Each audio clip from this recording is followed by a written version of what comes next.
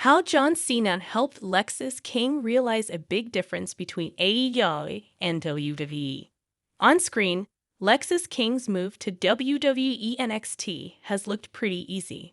The 30-year-old who worked for AEW under his real name, Brian Pillman Jr., from 2019 until his contract expired last summer, has been presented like a star on Tuesday nights since shortly after signing with WWE. Last week, King was in the main event of NXT, challenging Dragon Lee for the North American title. He didn't win, but just being in that spot is something he didn't experience working for Tony Khan. Speaking with Chris Van Vliet on Insight, King says he doesn't blame his old promotion, but his time there left him full of self-doubt. And this isn't a knock on anybody, I spent so many months of my career at the previous company just second-guessing myself. Am I really any good? Am I worth it?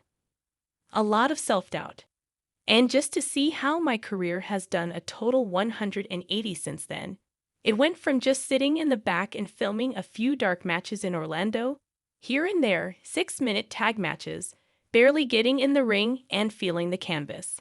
That's why he feels he had to make the move to WWE when his time at AEW was over.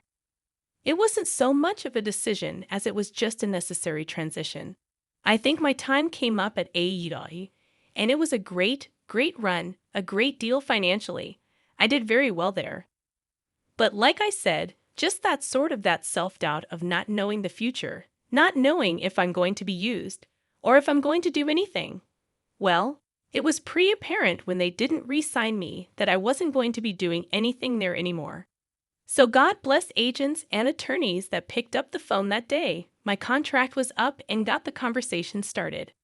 I think I got a paycheck from both companies in the same month. That's how quickly the ball got rolling. Because you're so worried. It's like, oh my God, are they going to pick me up right away? Am I going to be able to go there?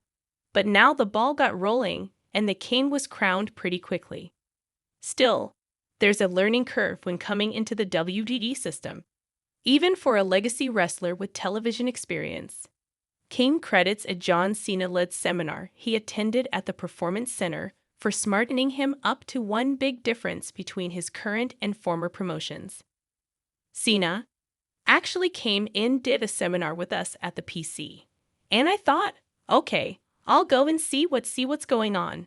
But man, I'm so glad I went. And it was the most enlightening. It wasn't just little questions that people would ask, oh, what's your favorite food? No, we were getting into it. We're talking about contract negotiations, all this different stuff. I'm so glad I went.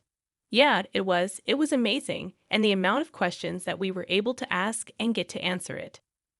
And one of the coolest things he said, you can't control the booking. You can't control who's wearing what belt or this, that, or the other. He's like, but you can be the best version of said character. And if you're the best, he was the rapper guy, if you're the best rapper guy on the roster. And creative goes, oh, we want the rapper guy to take on a huge monster. Then they're gonna pick the best rapper guy they have and put them against the best monster character they have. And then go, oh, what does the match look like? So it's people say I'll never pitch an idea again.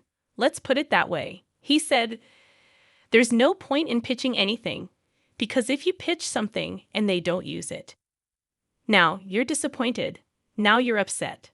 But if you just be the best version of your character, and then they decide to choose you for these things that they created because they're the writers, they're going to come up with the ideas. And it's they don't want you pitching them stuff. They want to come up with it because it's their job. So I think it's kind of a contrast from the company I was at before, where that was where our success came from because there was not as much of a writing team there.